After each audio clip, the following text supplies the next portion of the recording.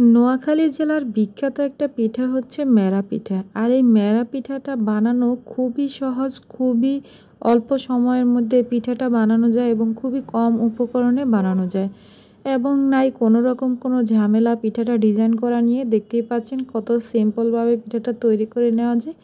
তো আজকে আমি এই পিঠাটার রেসিপিটা আপনাদের সাথে শেয়ার করব। হ্যালো এভরিওয়ান, আসসালামু আলাইকুম, welcome back to my channel Tanzila kitchen house. তো প্রথমেই আমি 2 কাপ পরিমাণে পানি দিয়ে দিয়েছি প্যানে। এর মধ্যে আমি 1 চা চামচ লবণ দিয়ে দিয়েছি। এরপর আমি এখানে মেজারমেন্ট কাপের 1.5 কাপ পরিমাণে গুড় দিয়ে দিয়েছি। তো এখন পানির মধ্যে গুড়গুলোকে আমি এরকম একটু নেড়ে চেড়ে মিশিয়ে নিচ্ছি। আর চুলাটা কিন্তু আমি জ্বালিয়ে দিয়েছি। এখন এরকম করে নেড়ে চেড়ে মিশিয়ে দিতে হবে যতক্ষণ না পর্যন্ত গুড়টা একদম গলে যায়।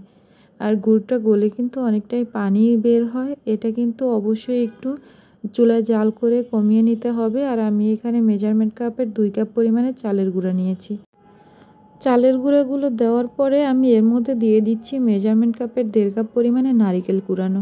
নারিকেল কুড়ানোগুলো একদম মিহি করে কুড়ানো, আপনারা চাইলে কুচি কুচি করেও নারিকেল দিতে পারেন এখানে, এতে করে কোনো সমস্যা হবে না। তারপরে আমি এইটাকে ঢাকনা দিয়ে ঢেকে 6 থেকে 7 মিনিটের মতন রেখে দেব চুলার উপরে। চুলার একদম লো আছে। 6-7 মিনিট পরে দেখতেই পাচ্ছেন ঢাকনাটা তুলে এটাকে আমি মিশিয়ে নিচ্ছি। এরকম একটা হাতা দিয়ে খুব ভালোভাবে নেড়ে চেড়ে এটাকে মিশিয়ে নিতে হবে। মেশানোর কাজটা কিন্তু অবশ্যই খুবই ভালোভাবে ধৈর্য নিয়ে করতে হবে। তো দেখতেই পাচ্ছেন আমার মিশিয়ে নেওয়া শেষ। এখন আমি এটাকে ঢাকনা দিয়ে ঢেকে আরও 10 মিনিটের জন্য রেখে দেব, এটার গরম ভাবটা একটু কমে আসা পর্যন্ত। তো দেখতেই পাচ্ছেন এখনও কিন্তু এটা প্রচুর গরম আছে। তবে এই পর্যায়ে এটাকে আমি এরকম একটা ছড়ানো প্লেটের মধ্যে ঢেলে তারপরে মথে নেব।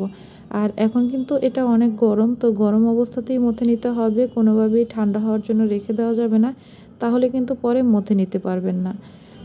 কাইটা কিন্তু আমি খুব ভালোভাবে মথে নিয়েছি, অনেক সময় ধরে অফ ক্যামেরায় আমি এটাকে মথে নিয়েছি। তো দেখতেই পাচ্ছেন এখন কিন্তু এটা পিঠা তৈরি হওয়ার জন্য একদমই রেডি হয়ে গিয়েছে।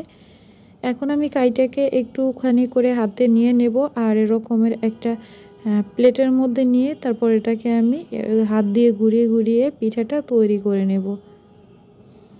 তো এই কাজটা কিভাবে করছি সেটা একটু দেখেই বুঝতে পারবেন আপনারা। এটা খুবই সহজ, এই পিঠাটা তৈরি করা কোনো রকম কোনো ঝামেলা নেই।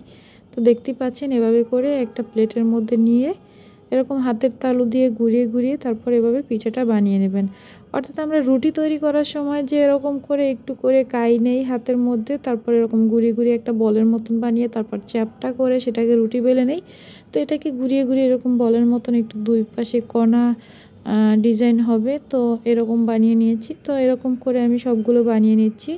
তো দেখতেই পাচ্ছেন আমার যতগুলো বানিয়ে নেওয়া হয়ে গেছে, এগুলো এখন আমি একটু স্টিম করে নেব।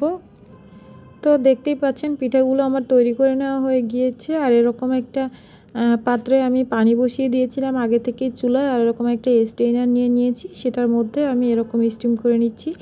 আপনারা চাইলে রাইস কুকারের যে স্টিমারটা থাকে সেটার মধ্যেও স্টিম করে নিতে পারেন, অথবা একটা প্লাস্টিকের ঝাঁপিতে করেও এটা স্টিম করে নিতে পারেন। তো আমি এইভাবে করেই স্টিম করে নিচ্ছি। এখন আমি ঢাকনা দিয়ে ঢেকে রেখে দেব।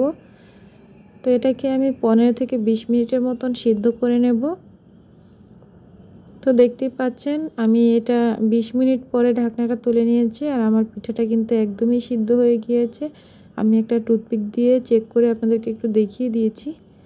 আমার পিঠাগুলো এখন আমি চুলা থেকে নামিয়ে নেব। আর আমি এভাবে করে নামিয়ে নিতে পারছি বলে আপনারা আবার চেষ্টা করেন না, হাত পুড়ে যেতে পারে। তো দেখতেই পাচ্ছেন পিঠাগুলো অনেকটাই সফট, স্পঞ্জি এবং অনেক বেশি মজার হয়েছিল, কারণ এটার মধ্যে প্রচুর পরিমাণে নারকেল দেওয়া হয়েছে আর এটার মিষ্টিটাও একদমই ঠিক আছে। তো দেখতেই পাচ্ছেন আমার এই পিঠাগুলো দেখতে কতটা লোভনীয় এবং আকর্ষণীয় হয়েছে। তো আপনাদের যাদের যাদের এই মেরা পিঠা খেতে ইচ্ছা করে কিন্তু বানাতে পারেন না, তারা এখনই চলে যান কিচেনে আর পিঠা তৈরি করে খেয়ে নিন। আর আমাকে কমেন্ট করে জানান যে কেমন হয়েছে আপনাদের তৈরি করা পিঠাগুলো। আল্লাহ হাফেজ।